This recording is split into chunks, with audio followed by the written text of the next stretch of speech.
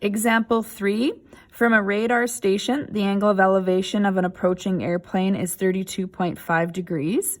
The horizontal distance between the plane and the radar station is 35.6 kilometers.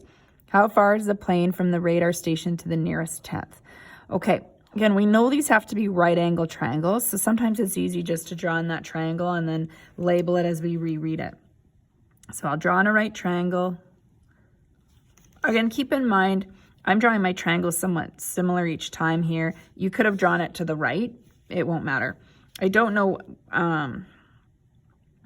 it's not to scale either, so don't worry about that. We try and sometimes, if we can, get them closer or not too far off, but not to worry about that. Okay, so in this question, the angle of elevation of an airplane is 32.5 degrees. So this would be where the plane is. Angle of elevation is always from that horizontal line looking up. So this is 32.5 degrees here. The horizontal distance between the plane and the radar station is 35.6. So if this is the horizontal distance, this has to be that horizontal on the bottom, 35.6 kilometers. How far is the plane from the radar station to the nearest 10th? So if this is the plane, right, the radar station, remember, is where we'll put it here, where the angle of elevation was looking up to the plane. So it wants to know how far the plane is from the radar station. From plane to the radar station, this is what we want to know. So we'll just maybe call it X or something. We don't have a variable here written in there. Okay, so now we just need to decide which trig ratio we're going to use. So if this is my angle here, right, we're looking for hypotenuse. We know adjacent. So the formula with hypotenuse and adjacent in it is cosine. Cos theta is equal to adjacent over hypotenuse. So we're going to plug in the 32.5 degrees for my angle.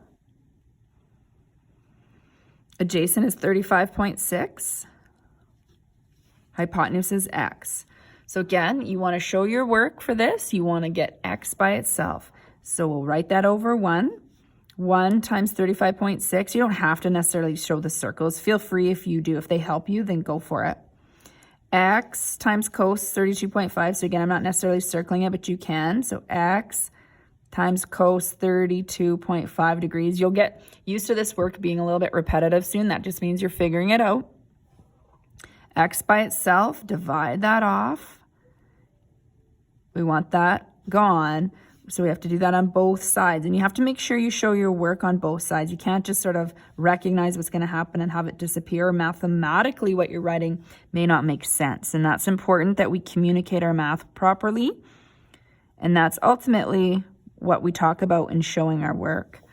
Okay, so x is equal to 35.6 divided by cos 32.5. This is where you use your calculator again. Okay, so I'll move it over here maybe so we can have a little bit more room.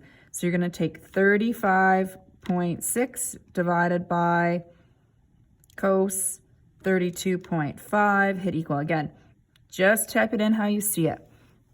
So that angle, or sorry, that side length is 42.2 because this is nearest 10th. That's 1 kilometer or 1 decimal place.